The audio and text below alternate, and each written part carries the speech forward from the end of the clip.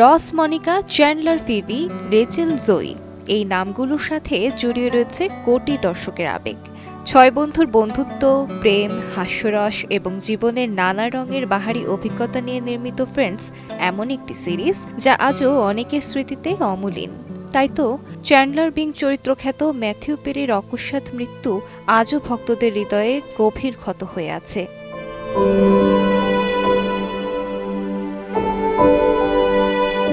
২০২৩ সালের অক্টোবর মাসে ড্রাগস ওভারডোজে মারা যান পেরি। ফ্রেন্ডস শোয়ের ফিবি বুফে খ্যাত Lisa Kudrow Dinners On Me পডকাস্টে কোস্টার পেরির মৃত্যুর বিষয়ে খোলামেলা কথা বলেছেন, শেয়ার করেছেন তার হৃদয় বিদারক স্মৃতি।